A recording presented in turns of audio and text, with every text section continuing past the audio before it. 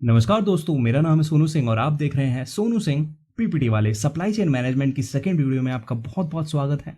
और अगर आपने पहले वाली वीडियो नहीं देखी है तो लिंक डिस्क्रिप्शन में होगा। पहले वाली वीडियो अगर आप आपको डाउट है सप्लाई चेन मैनेजमेंट होता क्या है तो वो मैंने पहले वाली वीडियो में समझाया था। सप्लाई चेन मैनेजमेंट का इंट्रोडक्शन था वो पूरा, तो लिंक डिस्क्रिप्शन में होगा, जाके देख सकते हैं। इस वीडियो में हम डिस्कस करने वाले हैं कि क्या स्टेजेस होते हैं सप्लाई चेन मैनेजमेंट की, कि सप्लाई चेन मैनेजमेंट में आखिर क्या क्या किया जाता है एक्चुअल में।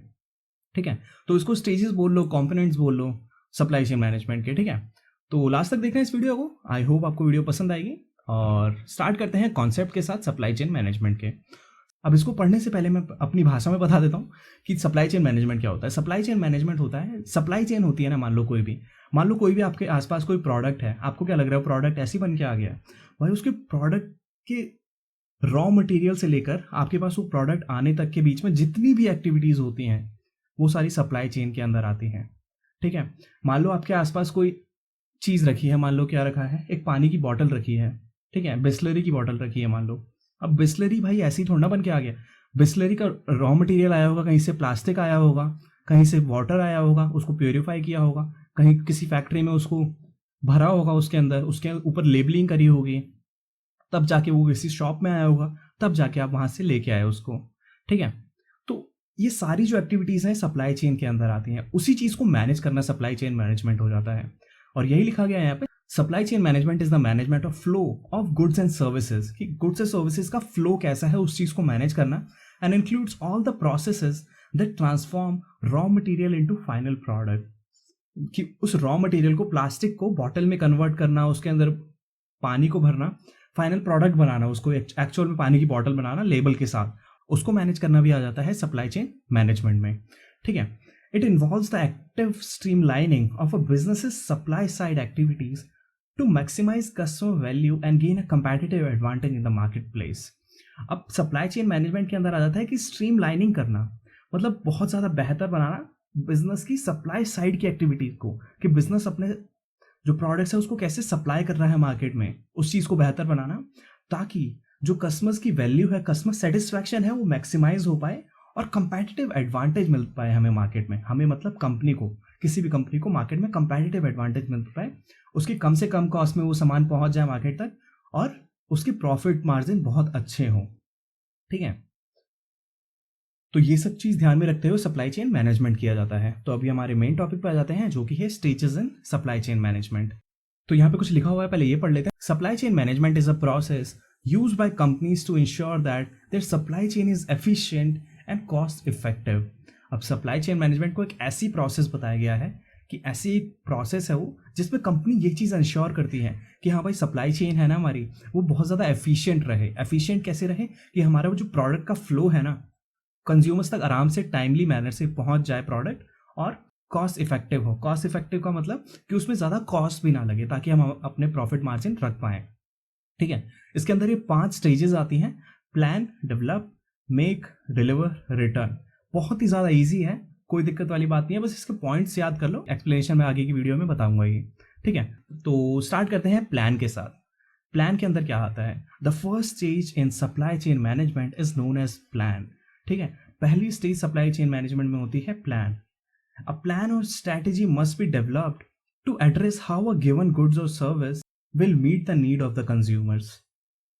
अब प्लान के अंदर ये देखा जाता है कि हाँ भाई, ये जो गुड्स और सर्विस है ये कंज्यूमर के लिए है भी कि नहीं है, कंज्यूमर्स की इसकी डिमांड है भी कि नहीं है, कंज्यूमर इस चीज़ को चाहते भी है कि नहीं है।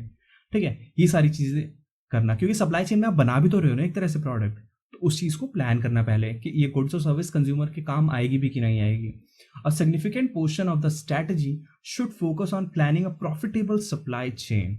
अब ऐसा नहीं है कि भाई कुछ भी प्लान कर लो, पहले तो आपने प्रोडक्ट प्लान कर लिया, अभी एक प्रॉफिटेबल सप्लाई चेन भी प्लान करनी है आपको, कि उस प्रोडक्ट को आप लेके कैसे जाओगे कंज्यूमर्स तक। प्रॉफिटेबल होनी चाहिए, प्रॉफिटेबल वर्ड यहाँ पे ध्यान में रखो। तो पहला हो जाता है प्लान, उस चीज़ को प्लान करना या स्ट्रैटेजी बनाना उसके रिलेटेड, कि कैसे कैसे क्या क्या होगा। अभी कुछ किया नहीं है, बस सोच रहे हैं बैठ के। तो फर्स्ट स्टेप ये हो गया। सेकंड हो गया डेवलप। डेवलप में क्या है, develop is the next stage in supply chain management. It involves building a strong relationship with suppliers of raw materials needed in making the product the company delivers।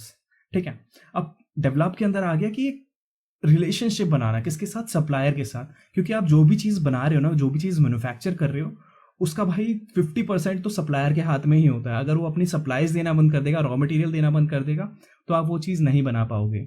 तो develop के अंदर हम एक strong relationship बनाते हैं supplier के साथ, ताकि वो टाइमली मैनर में अपनी जो सप्लाईज हैं, जो भी रॉ मटेरियल्स हैं, वो दे पाए हमें, और सही कॉस्ट पे दे, ठीक है, ज़्यादा महंगा ना दे हमें। तो रिलेशनशिप के बाद ही वो पॉसिबल हो पाता है।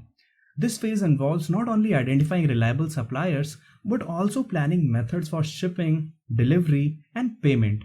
अब इस फेज के अंदर यही डिसाइड नहीं करते हैं कि हाँ ये सप्लायर्स हैं, इनके साथ रिलेशनशिप बनानी है। इसके अलावा हम शिपिंग भी डिसाइड करते हैं कि क्या शिपिंग रहेगी, कैसे कैसे उस सामान को लेके आएंगे हम अपने पास, कैसे उसकी डिलीवरी करेंगे, हम उसको आगे कैसे पहुंचाएंगे, और कैसे पेमेंट का फ्लो रहेगा, कि सप्लायर्स को पेमेंट कैसे जाएगी, आगे पेमेंट कैसे आएगी, डिस्ट्रीब्यूटर से पेमेंट कैसे आएगी, ठीक है। तो ये सारी चीज़ें हम डेवलप्ड स्टेज के अंदर देखते हैं, ठीक है। तो सेकेंड स्टेज थी ये। थर्ड आ जाती है make.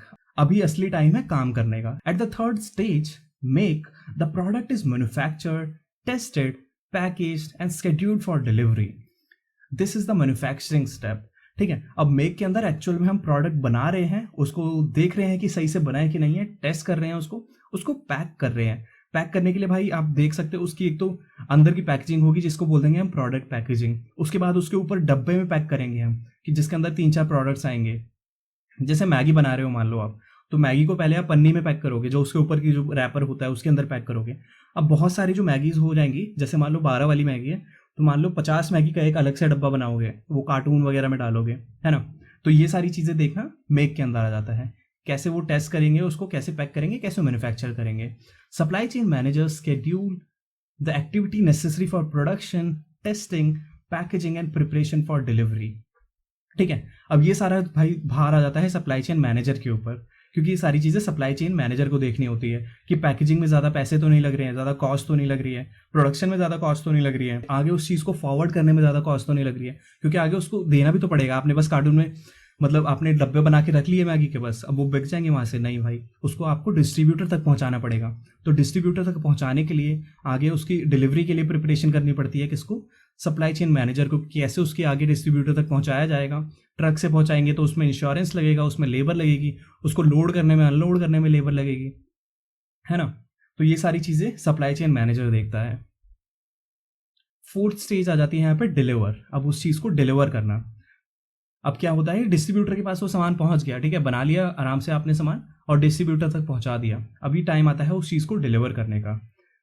Consumer orders are received and delivery of the goods is planned, ठीक है। अब कंज्यूमर क्या करता है, ऑर्डर प्लेस करता है। मान लो ऑनलाइन का, मान लो एक तरह से अमेजोन या फ्लिपकार्ट पे आपने ऑर्डर प्लेस कर लिया, तो अभी ऑर्डर एक बार हमें मिल गया ना, तो हम प्लान करने लग जाएंगे कि डिलीवरी कैसे करें उस चीज़ की, ठीक है। This fourth stage of supply chain management is aptly name deliver. इसको हम डिलीवर भी कहते हैं, ठीक है, जहाँ पे हम डिलीवरी को प्लान करते हैं। This is the part that many supply chain management insiders refers to as logistics. अब इसको लॉजिस्टिक्स भी कह सकते हैं, क्योंकि इसमें एक्चुअल लॉजिस्टिक्स लग रही है आपकी, कि आगे आगे किसके किसके पास से होकर सामान वो कंज्यूमर्स तक पहुंचेगा। अभी तक आप सामान बना रहे थे, अभी लॉजिस्टिक्स की बारी आ गई है, ठीक है, तो इसको लॉजिस्टिक्स भी कहते हैं। Where companies coordinate the receipt of orders from customers, develop a network of warehouses, pick carriers to get the product to consumers, and set up an invoice system to receive payments. अब इसके अंदर company क्या करती है, consumer को सामान मिला कि नहीं मिला इस चीज़ का ध्यान रखती हैं। नेटवर्क ऑफ वेयर हाउसेज बनाती है कि कहाँ पे उस सामान को रखा जाएगा। मान लो 3 दिन लग रहे हैं, तो 3 दिन तक वो सामान क्या रास्ते में रहेगा, उसको कहीं ना कहीं रखना पड़ेगा। मान लो एक जगह स्कैन हुआ, दूसरी सिटी में स्कैन हुआ, तो वहाँ पे उसके वेयर हाउसेज होंगे, ठीक है। कौन से कैरियर से वो डिलीवर करेगी, कैरियर का मतलब हो गया कि फेडेक्स से डिलीवर करेगी, ब्लू डार्ट से डिलीवर करेगी, डिलीवरी से डिलीवर करवाएगी, मतलब जो भी सामान देने आएगा फाइनल कंज्यूमर को। ये ऑनलाइन का बता रहा हूँ मैं आपको, ठीक है। और कैसे कंज्यूमर से पेमेंट लेनी है, पेमेंट अगर कैश कर रहा है कंज्यूमर तो कैश वो कैरियर को देगा या कुरियर पार्टनर को देगा, कुरियर पार्टनर आगे फॉरवर्ड करेगा, तब जाके कहीं कंपनी के पास वो पहुंचेगा, है ना। ऑनलाइन दे रहा तो फिर बात ही अलग है। तो ये डिलीवर वाली स्टेज होती है। अब भाई सामान आपने कंज्यूमर्स तक यहाँ पे पहुंचा दिया है, क्या यहीं पे स्टेज खत्म नहीं हो जाती है? भाई सामान जो मिला है कंज्यूमर को, उसमें उसको कोई दिक्कतें आ सकती हैं, तो वो रिटर्न कर सकता है।